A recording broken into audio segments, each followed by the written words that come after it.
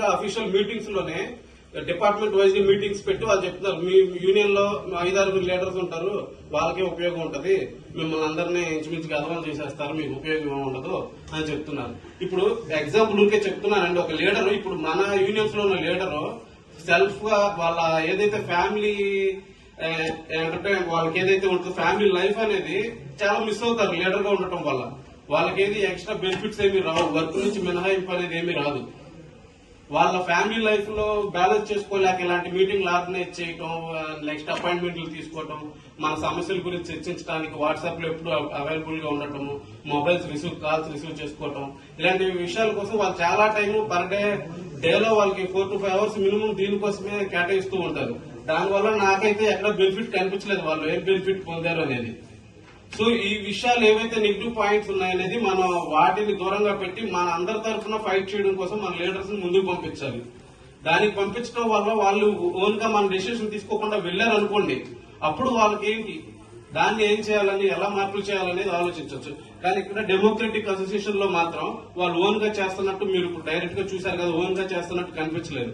మిగిలిన అసోసియేషన్స్ లో ఉన్న నాయకులందరినీ పిలిచారు, మీ అందరినీ మాట్లాడమన్నారు, మీ సమస్యలు చెప్పమన్నారు. చెప్తే వాటిని ఎలా షార్ట్ లిస్ట్ చేసుకోవాలనేది చూసుకొని దాన్ని రిప్రజెంటేషన్ గా తీసుకెళ్తామన్న విషయం మాత్రం వాళ్ళు మనకు చాలా క్లియర్ గా చెప్పారు. ఈ మీటింగ్ పెట్టడానికి కూడా కారణం అదే. ఇంకొకటి చిన్న చిన్న విషయాలు కొన్ని మర్చిపోతానేమోనని మర్చిపోకూడదని రాసుకొచ్చినవి ఉన్నాయి. విషయం ఏంటంటే మొదటగా మన సచివాలయ సమస్య ఏంటంటే, నేను చాలా స్ట్రాంగ్ గా బిలీవ్ చేసేది, ఇప్పుడు మన అసోసియేషన్ ద్వారా కూడా దాన్ని ముందుకు తీసుకెళ్లాలని చెప్పేది ఏంటంటే, ఒక మ్యాన్ పవర్ సప్లై యూనిట్ అనేది ఒకటి ఉంటుందండి ఎక్కడైనా. అలా యూనిట్ లాగా చేసేసారు, మన మ్యాన్ పవర్ సప్లై యూనిట్ లాగా చేసేసారు జిఎస్డబ్ల్యూఎస్ డిపార్ట్మెంట్ అనేది. ఇప్పుడు నీకు ఎక్కడైనా ఒక అవసరం రానివ్వండి, స్టేట్ లో ఎలాంటి వర్క్ అయినా రానివ్వండి, మా దగ్గర జిఎస్డబ్ల్యూఎస్ ఎంప్లాయీస్ ఉన్నారు, కొంతమందిని తీసుకెళ్లి పడేద్దాం. వేరే వర్క్ ఏదో ఉంది, వీడిని అక్కడ డిప్యుటేషన్ వేసేద్దాం, వీడిని డిప్యుటేషన్ చేసేద్దాం. ఇలా జిఎస్డబ్ల్యూఎస్ డిపార్ట్మెంట్ ని క్షీణించి వేస్తున్నారు. దీని వల్ల మన సంఖ్య తగ్గిపోతుంది.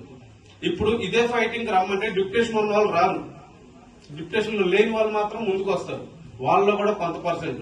ఇప్పుడు డిప్యుటేషన్ చేసి బయటికి పంపించడం వల్ల నేను డోర్ టు డోర్ వెళ్ళలేదు, వాళ్ళు వెళ్తున్నారు కదా, వాళ్ళే ఫైట్ చేసుకుంటారు, వస్తే అందరికీ లబ్ధి వస్తుంది. ఇలా ఈ పాయింట్ ఆఫ్ వ్యూ లో డిప్యుటేషన్స్ ఎక్కువగా వెళ్లడం వల్ల మనకి వర్క్ బడ్డీని పెరగడమే కాకుండా యూనిటీ తగ్గిపోతుంది, స్ట్రెంగ్త్ తగ్గిపోతుంది, ఈ డిపార్ట్మెంట్ అనేది క్షీణించిపోతుంది. ఇలాంటిది అనేది జరగకుండా డిప్యుటేషన్స్ అనేవి స్ట్రాంగ్ గా మనం అపోజ్ చేయాలి సార్. ఈ విషయం మాత్రం నోట్ చేసుకుంటారని అనుకుంటున్నాను. డిప్యుటేషన్ మీద మన డిప్యుటేషన్ కాకుండా ఎఫ్ఏసీ వాళ్ళని పోరాడుతుంది, జరుగుతుంది, దానికోసం గట్టిగా పోరాడుతున్నాం. మీకు జరుగుతుంది ఎఫ్ఏసీ మీద పోరాడుతున్నాం. డిప్యుటేషన్ వల్ల మనం ఎంత బాడీ కోల్పోతున్నాం, అవన్నీ కూడా బర్డెన్ ఏంటంటే వేరే వాళ్ళకి పడుతుంది. బర్డెన్ పడుతుంది సార్, బర్డెన్ పడుతున్నందుకు దానికి నష్టపరిహారం తరపున మీరు అడుగుతున్నారు, అది బాగుంది.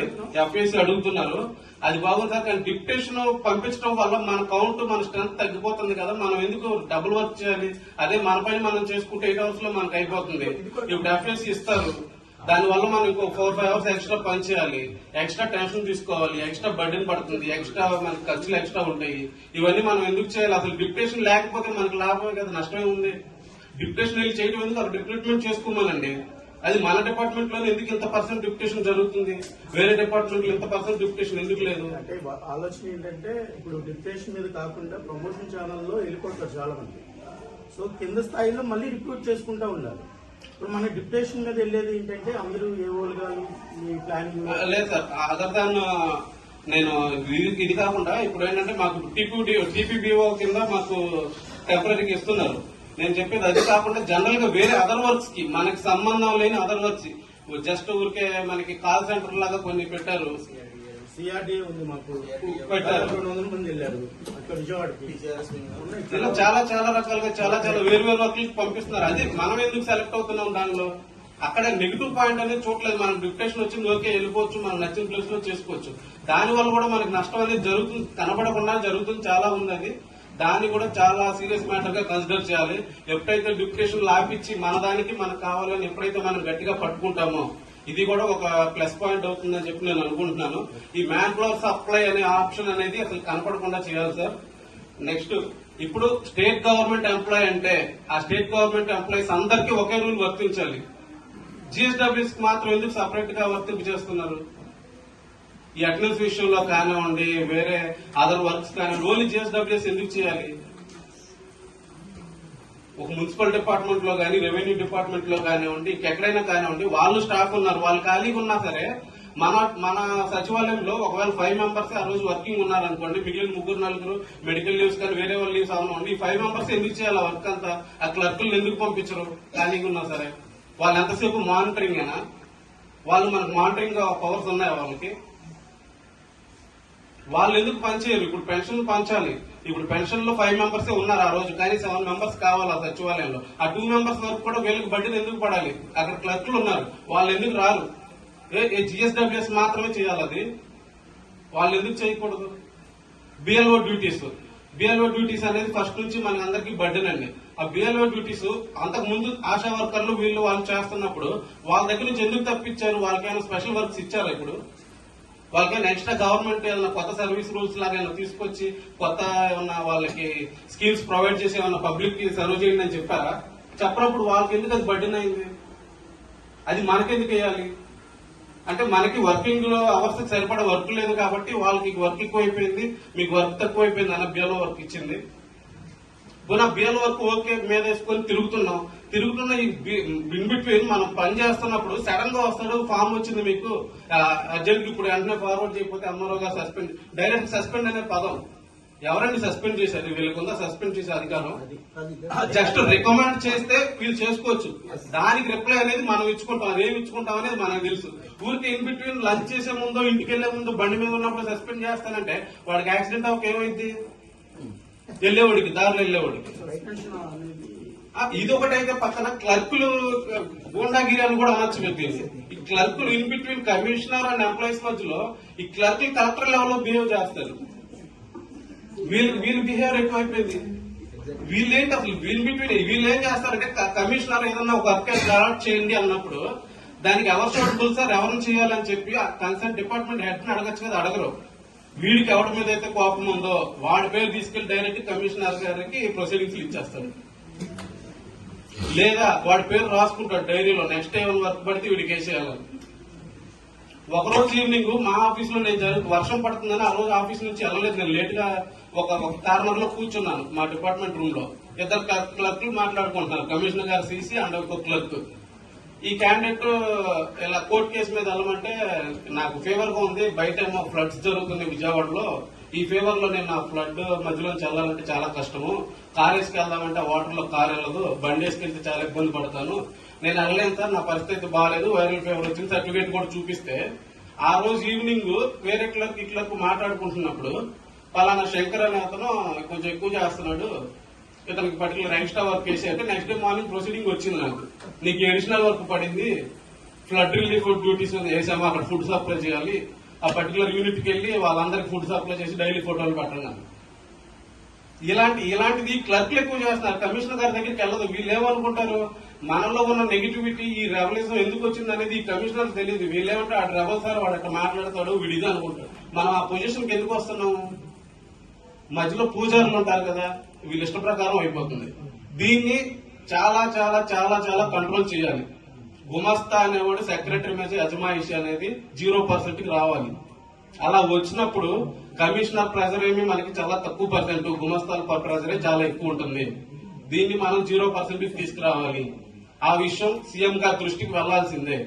మనం ఇప్పుడు పెద్ద పెద్ద విషయాలు చూస్తున్నాం, చిన్న విషయాల వల్ల చాలా నష్టపోతున్నాం. ఈ చిన్న విషయాలను కూడా మనం పైదాకా తీసుకెళ్లాలి. నెక్స్ట్, ఇప్పుడు చాలా మంది మనకు ఒక జాబ్ వచ్చింది, సెట్ అయిపోయాము, ఇలా మెల్లగా ఎలాగలా బతికేద్దాము, అయిపోతుంది అనుకుంటున్నారు చాలా మంది సెక్రటరీలు. ఒకవేళ వీళ్ళు అడిగితే అడుగుతున్నారు లీడర్లు, జేఏసీలు, అయితే అవుతుంది, అవ్వకపోతే ఇంకొంచెం ఇలా బతికేద్దాం, ఇంటి దగ్గర ఉంది, స్కూల్ పిల్లలకి పంపించుకోవచ్చు, స్కూల్స్ చూసుకోవచ్చు, మనకేమైనా ఎక్స్ట్రా వర్క్లు ఉంటే చూసుకోవడానికి, పేరెంట్స్ చూసుకోవడానికి బాగుంది, ఇలాగే ఎలాగోలా నెలగా నెట్టేద్దాం అనుకుంటున్నారు.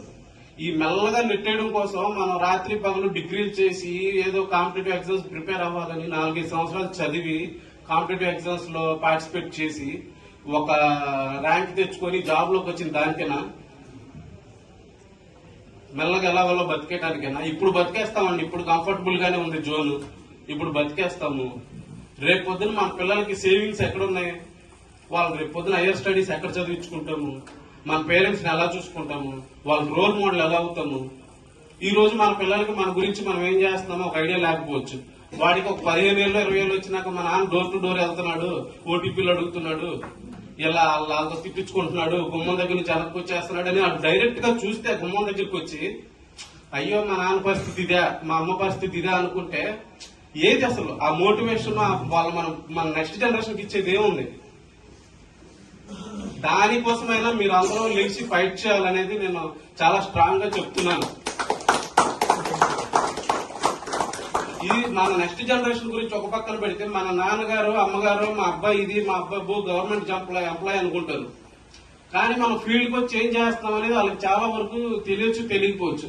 అదే మనం ఇలా చెమటలు కప్పుకొని ఆ ఎండలో దుమ్ము పట్టిన రోడ్లో ఒక డోర్ దగ్గరికి వెళ్లి 3 అంతస్తులు 4 అంతస్తులు మెట్లెక్కి వాడు నోటీపీ అడిగితే వాడు చెప్పకుండా తిట్టి పంపించేసి మీ గవర్నమెంట్ నుంచే కదా, వాడు తప్పేమీ లేదని జనాలు తప్పేమీ లేదు. ఓటీపీ చెప్పకూడదు. ఎందుకు చెప్పాలి ఓటీపీ? వాళ్ళ పర్సనల్ ఇన్ఫర్మేషన్ ఎందుకు ఇవ్వాలి గవర్నమెంట్? ప్రతిసారి ఇవ్వచ్చా? అసలు గవర్నమెంట్ అడగచ్చా? వాళ్ళ పర్సనల్ ఇన్ఫర్మేషన్ అడగచ్చా? పవర్స్ ఉన్నాయి, అధికారం ఉందా? లేదు. ఓటీపీ ద్వారా పవర్స్ లేవు. అసలు ఎలాంటి సమాచారం ఇవ్వాల్సిన అవసరం లేదు. ఆధార్ సమాచారం అసలు ఇవ్వకూడదు. ఆ సమాచారాన్ని కూడా వీళ్ళు ఎంత భద్రతగా ఉంచుతున్నారనేది చాలా సార్లు న్యూస్ లో వస్తున్నాయి. అసలు ఓటీపీ ఎందుకు చెప్పాలి? పైగా ఏదైనా కాల్ వచ్చినప్పుడు ఏదైనా అడ్వర్టైజ్మెంట్ లో కానీ మీరు ఓటీపీ మాత్రం చెప్పమాకండి అని పోలీస్ డిపార్ట్మెంట్ నుంచి ఆ డిపార్ట్మెంట్ నుంచి వస్తూనే ఉంటుంది. అప్పుడు ఎందుకు చెప్తాడు? తప్పు కదా అది. మనం అడగడమే తప్పు కదా. ఒకసారి ఫోన్ చేస్తాను, నాకే చాలా బాధ అనిపిస్తుంది. సర్వే పెండింగ్ ఉండటం వల్ల నేను వాళ్ళకి ఫోన్ చేస్తాను, ఇలా ఓటీపీ చెప్పాలని నేను చాలా రిక్వెస్ట్ చేస్తే వాళ్ళు నా మీద జాలితో ఓటీపీ చెప్తున్నారు. జాలితో పాపం కమిషనర్ తిడతాను అంటున్నాడు కదా పాపం అని చెప్పి నా మీద జాలితో వాళ్ళు ఓటీపీ చెప్తున్నారు నా పని కంప్లీట్ అవ్వాలని. లేదా నేను అంత ముందు వాళ్ళకి ఏదో హెల్ప్ చేయడం వల్ల సార్ మీరా సార్ సరే సార్ నేను చేస్తాను సార్ అని చెప్పి నా మీద జాలితోనో నా మీద మంచితనంతోనో ఓటీపీలు చెప్తున్నారు. కానీ గవర్నమెంట్ అడిగిందని చెప్పి ఒక్కడు